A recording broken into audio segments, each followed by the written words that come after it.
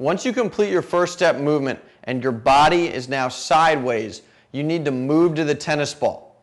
If the ball is far away from you, the way you move is relatively simple. You just run to the tennis ball. It's not really any more complicated than that. If the ball is hit pretty much to you, you don't really need to move, and if that's the case, then you're going to skip this first part. What you need to do, having taken your first step and gotten your body sideways, is get yourself in the general vicinity of the tennis ball, and you want to do it as fast as possible. And again, the way that happens is by simply running to the tennis ball. Let's take a closer look at how I adjust my feet. I take those adjusting steps as I get into the various stances. First, we've got the open stance, and as I move out, I take those adjusting steps. Now I'm in the open stance.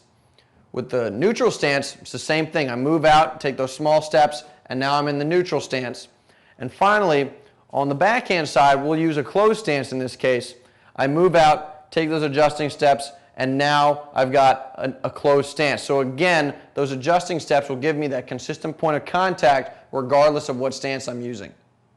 Finally, let's take one more look at how moving to the tennis ball relates to the first step. First, we're going to look at a shot of my forehand, and I don't have to move to the ball. So I've taken my first step, and from here I immediately go into my adjusting steps because the ball has come right to me. I don't have to run to the tennis ball. Again, I just get my body in position to have the right contact point. Now let's go to a ball where I do have to run, and having hit the first step movement, I run to the tennis ball, but when I get close, again, I take those adjusting steps so I can be precise.